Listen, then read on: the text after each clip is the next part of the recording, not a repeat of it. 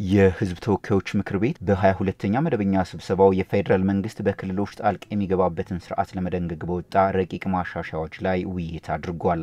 በምክር ቤቱ የመንግስት ዋና ተጠሪ ሚኒስትሩ ዶክተር ተስፋዬ በልጅጌ የአዋጁን የማሻሻያ ሀሳቦች አስፈላጊነት ለምክር ቤቱ አብራርተዋል። በ2003 ዓመተ ምህረት የወጣውና እስካሁን ድረስ በስራ ላይ የቆየው አዋጅ ከዚህ ዘመን ጋር የማይጣጣሙ ድንጋጌዎችን የያዘ በመሆኑ ማሻሻያዎች እንደተደረጉበትም ዋና ተጠሪው በማብራሪያቸው ጠቁመዋል።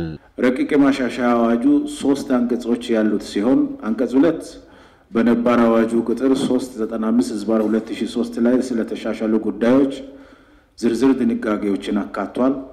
በዚህ መሰረት በነባር አዋጅ አንቀጽ 15 ስር 3ኛው ንዑስ አንቀጽ በመተካት የጊዜያዊ አስተዳደሩ የቆይታ ጊዜው ስለመራዘምበት አግባብ የፌዴሬሽን አፈ ጉባኤ ውሳኔን እና ውሳኔው በፌዴሬሽን ምክር ቤት ስለሚጸድቅበት አግባብ የሚደነግጉ ተጨማሪ 5 ንዑሳን አንቀጾች እንዲጨመሩ ተደርጓል።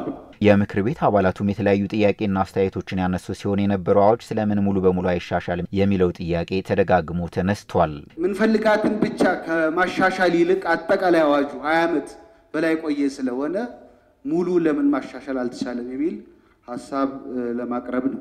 14(4) ላይ የበፊቱ አዋጅ ላይ 359 አንቀጽ 14(4) ላይ የፌደራል ጉዳዮች ሚኒስተር የሚላል የፌደራል ጉዳዮች ሚኒስተር የሚል የለም አሁን። ስለዚህ ምናልባት ይሄ አንቀጽም አብሮ መሻሻል መቻል አለበት ወይ በሰላም ሚኒስተር ወይ በሌላ አካል ተብሎ አብሮ መሻሻል መቻል አለበት። የፍትህ ሚኒስትሩ ሀና ራያ ስላሴ ከምክር ቤት አባላት ለተነሱ ጥያቄዎች ምላሽና ማብራሪያ ሰጥተዋል። በዚህ አዋጅ ትግበራ ላይ እንደ ቻሌንጅ ሆኖ የታየውና አሁን ማሻሻያ የቀረበበት የጊዜ ገደቡ እንዴትና በምን ያህል ጊዜ ይሻሻላል የሚለው ብቻ ነው።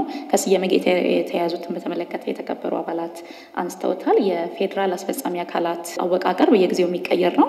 ይሄ ሲቀየር ግን አዋጆቻችን በሙሉ ተመሳሳይ ማሻሻያ አይደረግም። ምክንያቱም እንደተባለው ለአንድ ሚኒስቴር መስሪያ ቤት ወይም ሌላ አስፈጻሚ አካል የተሰጠው ስልጣን እየተወራረሰ ስለሚሄድ ማለት ነው። እሱን ጨምሮ ሌሎችም ማሻሻያዎች ካስፈለጉ በሌላ ጊዜ የሚታይ ሆኖ አሁን ግን የጊዜያዊ አስተዳደር የቆይታ ጊዜን ማራዘምን በምን ያህል ጊዜ ይራዘማል፣ እንዴት ይራዘማል የሚለውን ተጨባጭ የሆነ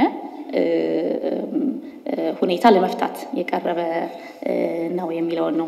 በ2003 ዓመተ ምህረት የወጣውንና እስካሁን ድረስ በስራ ላይ የነበረውን አዋጅ የሚተካው አዲሱ አዋጅ በምክር ቤቱ በአብላጫ ድምጽ ጸድቋል። መጽደቁን የምንደግፍ ተቃውሞ ድምጽ ታቀቦ። ስለዚህ ፌደራል መንግስት በክልል ጣልቃ የሚገባበትን ስርዓት ለመደንገግ የወጣው ማሻሻያ ረቂቅ አዋጅ ቁጥር 1373/2017 ሆኖ በሁለት ድምጽ ታቀበው በአብላጫ ድምጽ ጸድቋል። 22ኛ መደበኛ ስብሰባ በዚህ ያበቃል።